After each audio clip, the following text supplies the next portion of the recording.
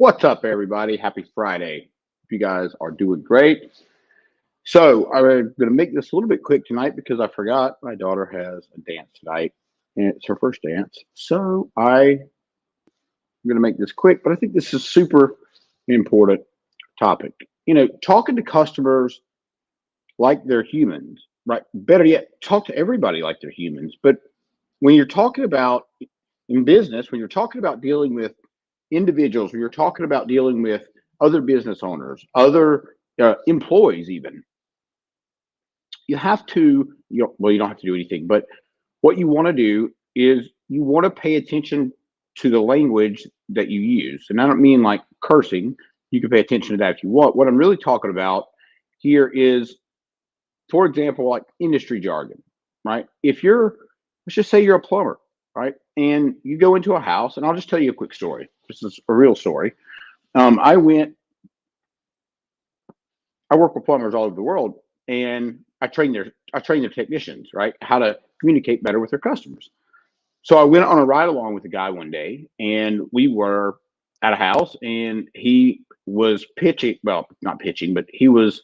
We went out there to fix. We went out there because there was a leak, and so I'm watching him, and he goes and does this thing, and then he looks at the customer and says, "You need to replace two angle stops." And the customer looked at him like he just said, "Jump off a bridge," right? And I'm sitting there, right? I can't say anything because I'm just observing. Um, and the guy's like, "Yeah, I don't think we need to do that right now." The guy's like, "Oh, okay, all right. Well, we'll just be on our way." Now you can only freaking imagine how I almost lost my mind because here's the thing, and here's what he missed. Nobody knows what an angle stop is but you. If you're the plumber, you know what an angle stop is. Guess what? As a consumer, I don't know what an angle stop is, right? So call it a shutoff valve. You don't you don't have to sound like you're you don't have to sound like you're the expert. You are the expert, right? They called you to begin with. They must think you must do something right, right?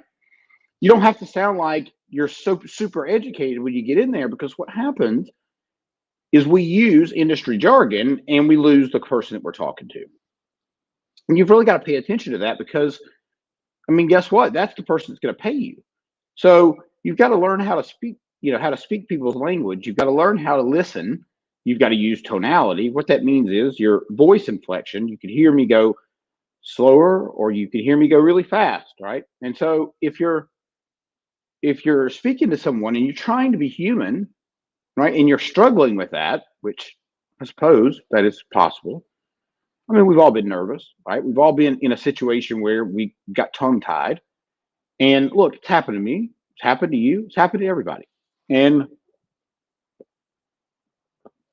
I tell you one thing that I'm going to tell you one thing that'll get you out of a tongue tie every single time, right? Or if you, let's just pretend for a second that you weren't listening, right? Maybe you weren't listening to the customer. I've been in those shoes. I've been thinking about something entirely different, right? And I'm guilty of that. It happens from time to time, but I know now. As soon as I start to drift off, I know how to snap it back because I know if I don't snap it back, I'm gonna miss something. And if I miss something, I'm gonna look like a dumbass, and I don't want to do that. So, um, and listen, this is one of the things that I do really well, which is active listening, and I have to do it. I have to. uh, You have no idea. Intentionally, actively listen. And what I mean by actively listen is, are you, when I'm talking, are you thinking about, getting in your car? Are you thinking about surfing around on TikTok? Well, probably not if you're watching this, but my point is like you're distracted most of the time, and as well as I am, and we all are. And so you've got to rein that in when you're talking to your customer. If you are somebody that gets distracted, then you got to really pay attention. And the way you can really help that person understand that you're paying attention is you can mirror back that last 3 to 5 words. And I don't want to go too deep into that because that's next level stuff. And I don't want to confuse you.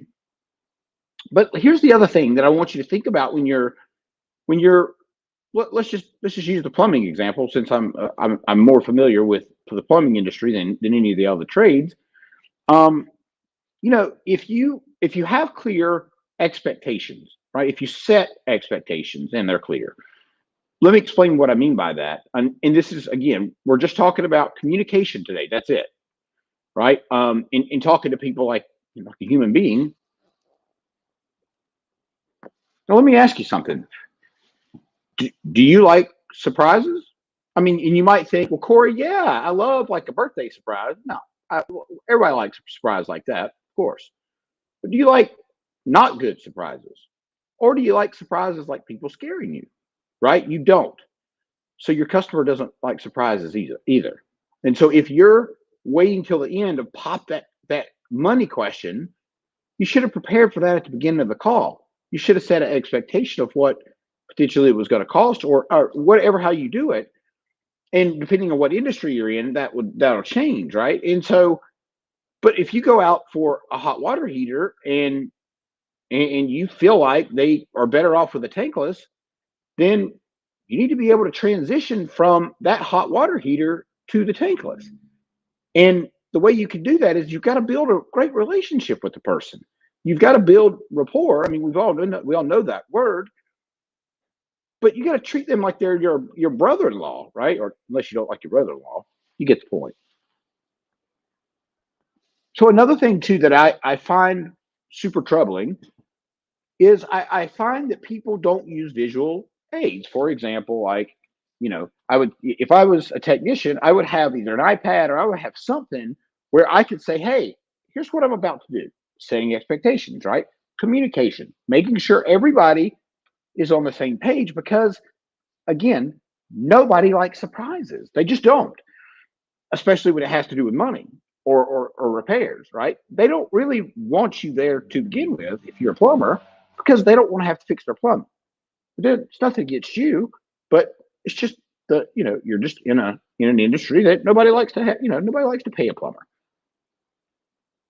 Well, unless you're in a real world of what, and then you'll happily pay a plumber. But you get the point. Like, it's not an expense that people look forward to. People don't wake up in the morning and think, I think I'll call a plumber today and spend $5,000. Right? It's just not one of those things. And so, guess what? I mean, here's the unfortunate part about being a tradesman. People, for whatever reason, this is not my opinion, by the way. I'm just going to say that from the beginning because, and I've identified this.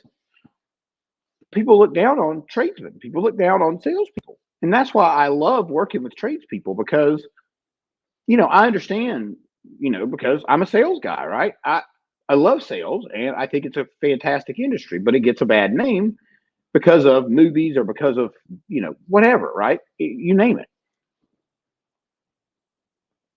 And you just can't judge you can't listen.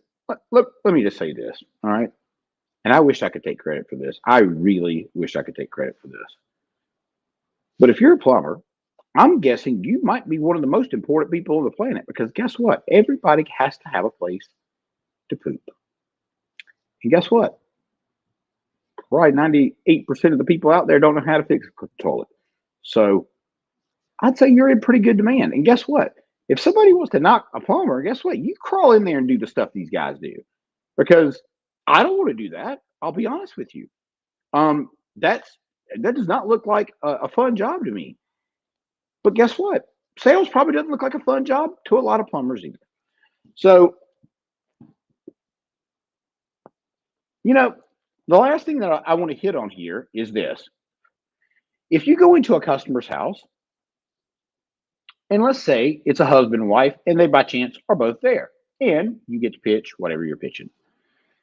So let's just stay with the hot water heater, and you've got a reactive customer, and you've got a proactive customer. Meaning the husband is proactive, the wife is reactive. Who are you going to sell to?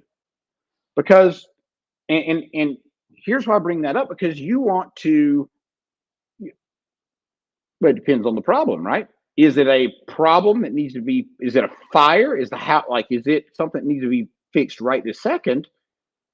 You're going to sell to the reactive guy. If it's something that can wait, you're going to sell to the proactive person. So there's your fun tip for the day. I'm getting ready to go see my beautiful daughter off to her dance.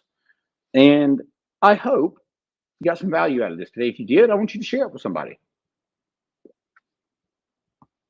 Leave me a comment. Like the post. Let me know what you think. Anyway, you're going to see me on here a lot more, but you're going to see Callie and I on here at 10 a.m. tomorrow morning Eastern Standard Time for our ADHD Sales Legends podcast live.